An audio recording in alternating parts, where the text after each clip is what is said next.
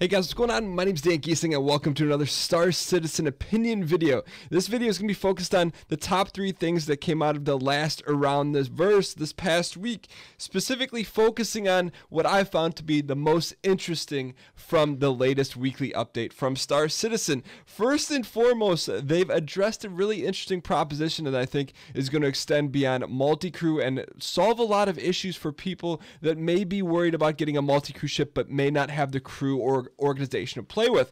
And that came from the result of them releasing some information about turrets in the game. So previously, they've mentioned in multi-crew ships and in specific turrets in multi-crew ships, they could be controlled by players or NPCs.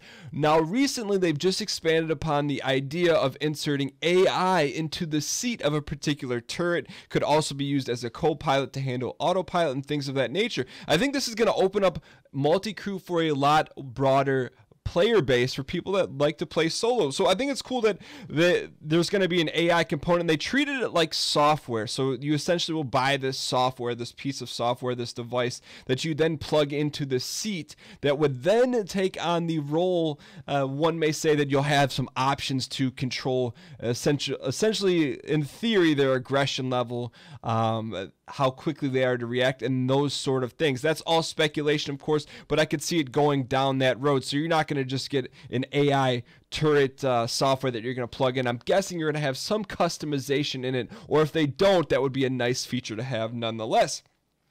A couple other things we got a chance to take a look at in this past Around the Verse is some updates on some Planetside things, and one in particular, this has nothing to do with Planetside, but I wanted to include it. This is our first glimpse of a Vandal attack. This may be something I think we're going to see very similar in nature that we're going to see in Squadron 42, where you see Vandal ships appear and then essentially roast the base that looks very familiar like Alisar. But back to Planetside, they showed off a lot this week in terms of increased lighting dynamics, in particular with the night sky. I mean, this is just essentially where CIG shines. They take something, I don't want to call it as mundane as night sky, but they made it interesting and made it really important to the game, because you can tell a huge difference between the original and after. And I think that's the type of attention to detail that Chris Roberts and CIG brings overall to this project. And that's where people get salty and say, hey Dan, the game's taking forever to be released, but it's because of things like this. They're pushing the limits on every single aspect of the game, and in particular in the visuals. But outside of that, they also mentioned that Levski is getting a lot closer to being in its final form, and Levski, of course, being one of the locations that's going to be released in 3.0, which is going to be the single biggest update to Star Citizen and that we've ever seen, and I think it's going to bring in a lot more players that are going to get excited about the game. But in addition to that, in addition to Levski getting closer to 3.0, they also expanded some of the large mining structures on the same planet, because essentially their ability to scale and add different materials or add a depth of field has expanded along with it. So as they've made the Planetside more efficient, they've been able to expand things in that nature. And in particular, they mentioned not necessarily more assets, but more material. So I'm guessing that's talking from a texture standpoint and being able to add different occlusions and things like that.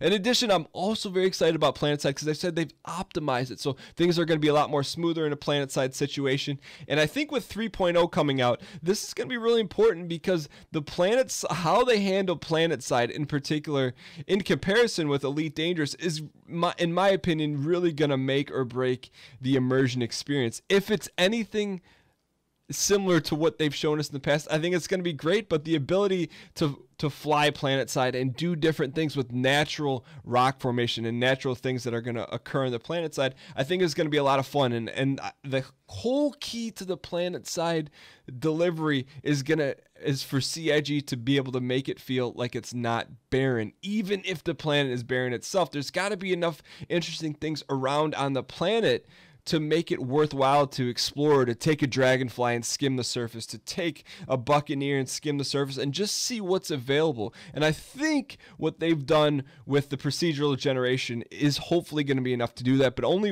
time will tell with the release of 3.0 and the opportunity for us to actually go ahead and explore Planetside. Now, the thing I'm most excited about that we had a chance to see in this last week's Around the Verse is something that is for whatever reason is very important to me, and that's customization, in particular with guns. We're going to get a chance to look at just a really brief overview of a wide range of gun skins, from pistol skins to rifle skins. And I think what's important about that is the fact that it is going to hopefully allow players to take their org colors and customize everything about their appearance. In particular, they went on to mention and say that the FPS team is focused on the weapon skins, in particular with dealing with camo design, decals, and different gun materials.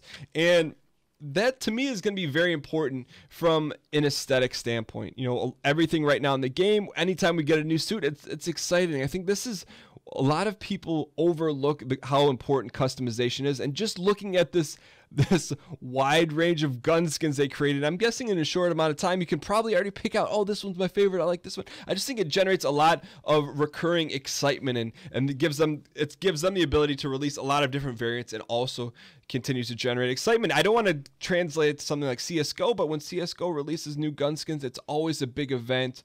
And while I'm sure there's a lot of people that don't want to see Star Citizen become like CSGO, not that there's anything wrong with CSGO, I just think having that excitement is really important for the game. The other thing that I think was worth mentioning in this last week's Around the Verse is they did give a little behind the scenes look in the Aegis Eclipse, which is a ship that I'm kind of lukewarm on. I think it has a role in the verse, but in terms of if I'm going to buy it, I am not. But having a stealth bomber in the game is very cool. So that was the top 3 things that I found interesting in this past week's Around the Verse. If you guys enjoyed this news/opinion video, clicking the like button helps out a great deal. And if you're new to the channel, welcome. We post a new Star Citizen gameplay episode on the channel every single morning at 9 a.m. Eastern Standard Time. Thank you guys so much for taking time out of your day to watch this video, and I'll see you guys next time.